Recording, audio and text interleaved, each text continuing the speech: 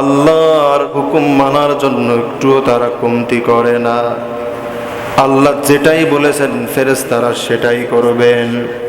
এই আযাবের ফেরেশতাদের সামনে আমি আপনি যদি এই আযাবের ফেরেশতাদের সামনে যদি আমি আপনি হাজার থেকে হাজার বার কান্না করতে থাকি তাদেরকে দয়া দেখানোর জন্য, তারা ততক্ষণ পর্যন্ত আমার আপনার উপরে আযাবকে এইভাবে পরিচালিত করবেন আমাদের রব, আমাদের আল্লাহ, যতক্ষণ পর্যন্ত তাদেরকে নির্দেশ দিয়েছেন। অতএব আল্লাহ তাআলা বলতেছেন, ইয়া আইয়ুহাল্লাযীনা আমানু কু আনফুসাকুম ওয়া আহলিকুম নারা।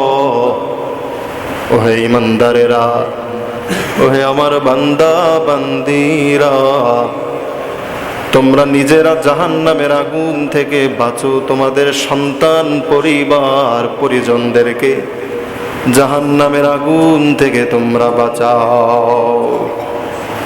শুধু নিজে নামাজ পড়লে হবে না, নিজে রোজা রাখলে হবে না, নিজে দান সদকা করলাম, মসজিদে সবার আগে আগে এসে নামাজ আদায় করলাম, যেখানে আল্লাহর ঘরের জন্য, আল্লাহর দ্বীনের প্রতিষ্ঠানের জন্য, যেখানে এইভাবে মানুষদেরকে বলা হবে দান করার জন্য, আগে আগে দান করলাম। সবই ঠিক আছে, কিন্তু আগে নিজেদের পরিবার পরিজনদেরকে জাহান্নামের আগুন থেকে বাঁচাতে হবে। এটা বলেন, এটা আল্লাহ তাআলা বলতেছেন। আমার ভাইয়েরা, আমরা যদি নিজেরা আমল করি, সন্তান স্ত্রী তাদেরকে যদি জাহান্নামের আগুন থেকে যদি না বাঁচায়, কিয়ামতের ময়দানে এই সন্তান এই স্ত্রী আমার আপনার বিরুদ্ধে আল্লাহর কাছে সাক্ষী দিবে। সেখানে আর উপায় থাকবে না, সেখানে কোনো অজুহাতে কাজ হবে না। আমার ভাইয়েরা, এখন আমরা বলি, জবান থেকে অনেকেই বলে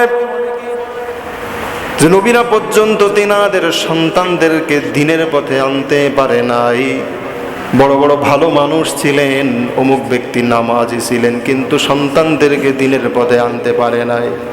জামানা খারাপ, কিন্তু যেখানে রব্বুল আলামিন আদেশ দিয়েছেন, যেখানে রব্বুল আলামিন হুকুম করেছেন, সেখানে কোনো জামানার কথা বলে কাজ হবে না। ঠিক কিনা বলেন? আল্লাহ যখন নিজেই বলতেছেন সন্তান পরিবার পরিজনদেরকে তুমি বাঁচাও, শুধু সন্তান নয় আমার ভাইয়েরা, আজকে আমি আপনি বড় বড় কথা বলি, আমি একজন ইমাম হিসাবে মসজিদে যখন খতিবের দায়িত্ব পালন করি, এখানে বললে হবে না আমার স্ত্রীকেও, আমার সন্তান, আমার মা বাবাকেও ভালো বানানোর চেষ্টা করতে হবে, তাদেরকেও দ্বীনের পথে, ইসলামের পথে আনতে হবে।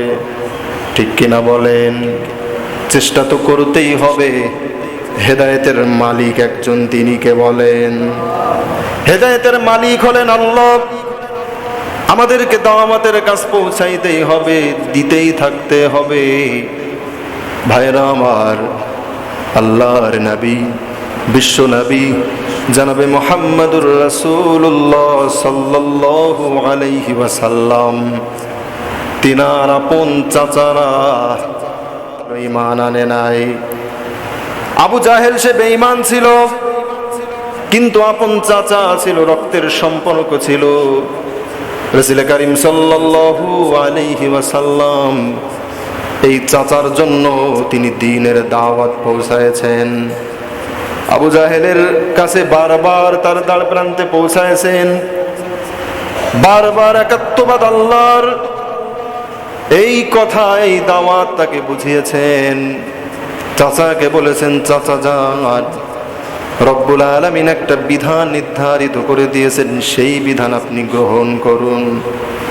রব্বুল আলামিন রাসূল হিসাবে আমাকে পৃথিবীতে পাঠিয়েছেন, আপনি গ্রহণ করে নিন। রাসূলের বিরুদ্ধে অনেক ষড়যন্ত্র এই আবু জাহেল করেছিল, রহমাতুল লিল আলামিন তবু দ্বীনের দাওয়াত থেকে মোটেও পিছপা হন নাই। ঠিক কিনা বলেন? কিসের জন্য দাওয়াত পৌঁছায়েছেন? সে তো রক্তের সম্পর্ক, চাচা ছিল। আমার ভাইয়েরা, আবু তালিব সারাটা জীবন নবীজির খেদমত করেছেন। নবীজির পাশে ঢালের মতো সব সময় আবু তালিব রহমাতুল লিল আলামিনের পাশে ছিলেন।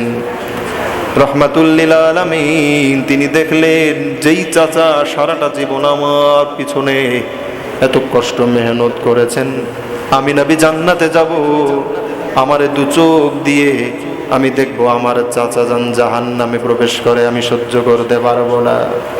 আবার ভাইয়েরা, আবু তালিবের মৃত্যুর সময় রহমাতুল লিল আলামিন মায়ার নবী বারবার চাচার পাশে বসে বলতেছেন, চাচা যান, জবান থেকে একবার পাঠ করুন, লা ইলাহা ইল্লাল্লাহু মুহাম্মাদুর রাসূলুল্লাহ।